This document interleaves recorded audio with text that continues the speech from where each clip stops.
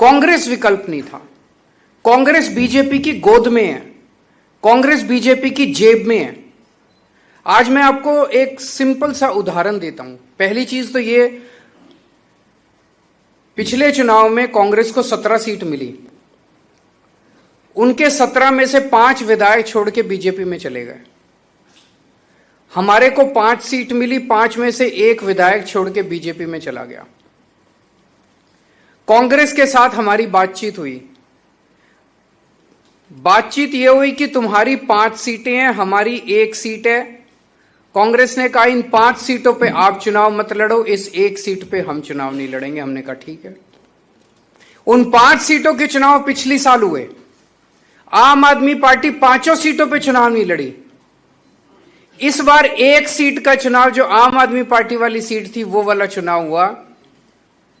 BJP से आदेश आया, कांग्रेस उस आदेश को मना नहीं कर सकती थी। कांग्रेस ने आम आदमी पार्टी के साथ धोखा किया और अपना कैंडिडेट खड़ा कर दिया।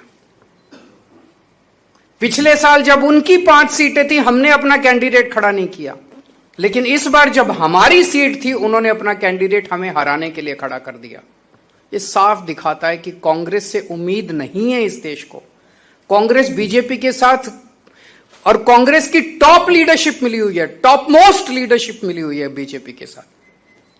और ये मैं पूरी जिम्मेदारी के साथ कह सकता हूं, और पूरे सबूत हैं इस बात के। टॉप मोस्ट कांग्रेस की लीडरशिप बीजेपी की गोद के अंदर बैठी हुई है।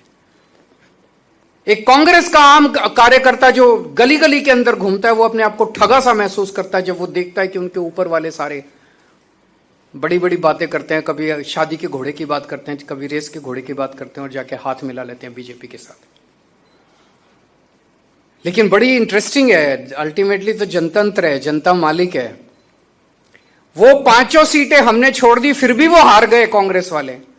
उन्होंने 1 सीट हमारी नहीं छोड़ी, वो भी हम जीत गए। कांग्रेस के लड़ने के बावजूद हम जीत गए।